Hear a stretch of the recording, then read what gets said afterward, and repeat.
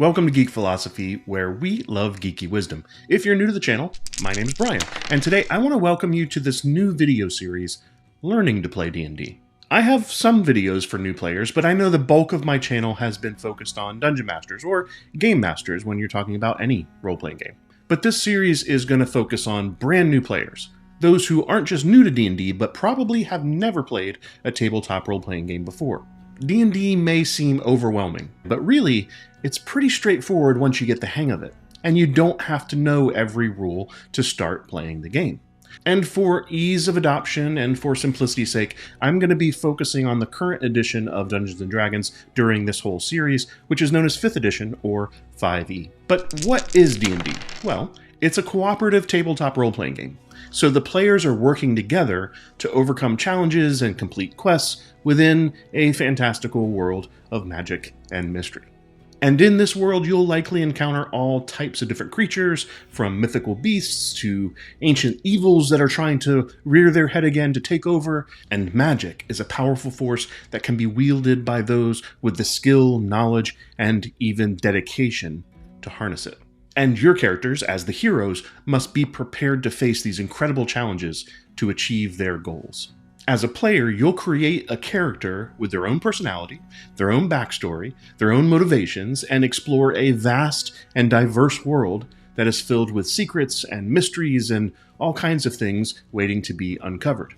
Your character will interact with all manner of people and creatures and places, and with your fellow adventurers, you'll overcome all of these challenges and quests. And you'll use your imagination and problem-solving skills to navigate this world and working together with your friends at the table, and negotiate with merchants, or battle monsters, or explore an ancient ruin, or anything else that the DM may throw into your way. DM meaning Dungeon Master, and we'll talk about that shortly.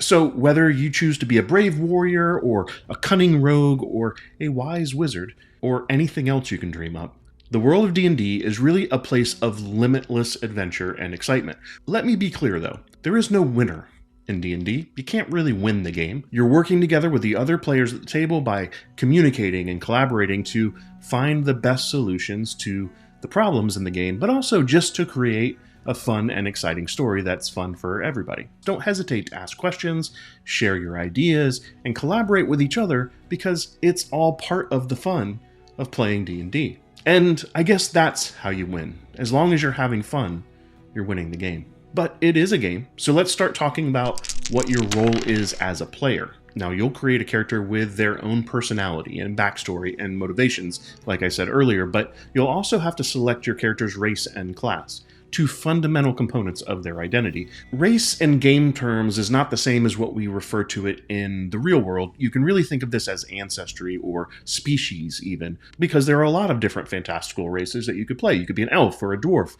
a halfling, or you could even be just human, still unique in this fantasy world.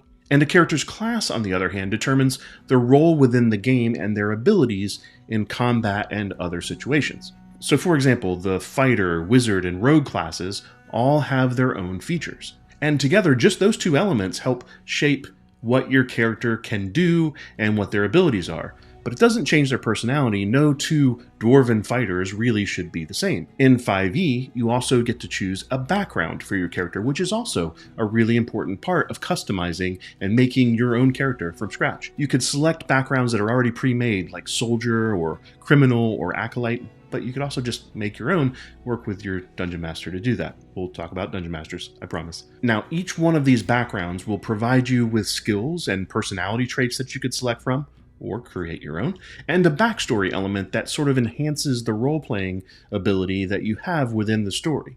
And it can create narrative opportunities as you play the game. You could also start with a pre-generated character. Let me just say, sometimes people scoff at the idea of using a pre-generated character, but I think if you're learning and you don't know how to do all that stuff yet, it's perfectly fine.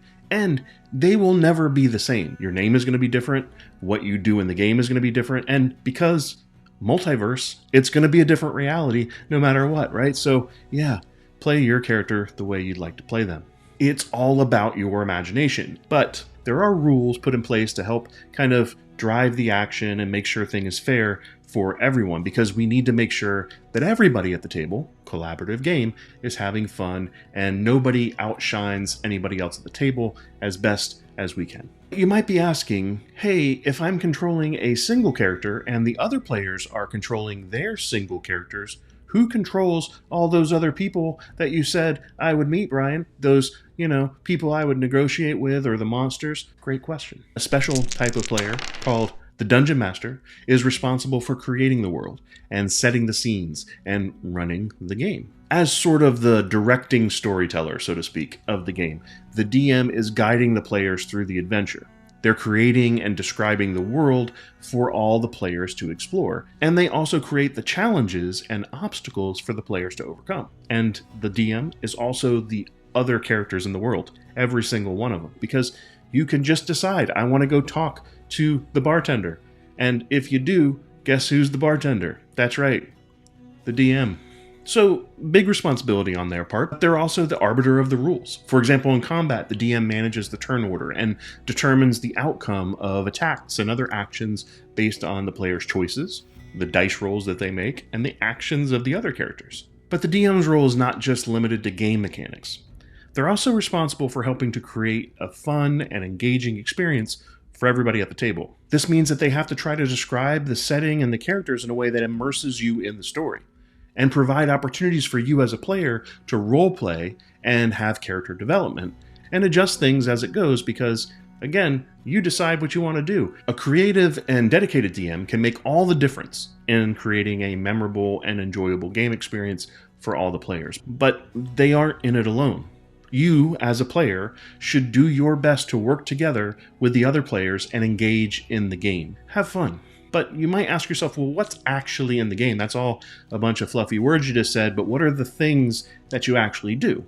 Well, there are three basic pillars of D&D: exploration, social interaction, and combat.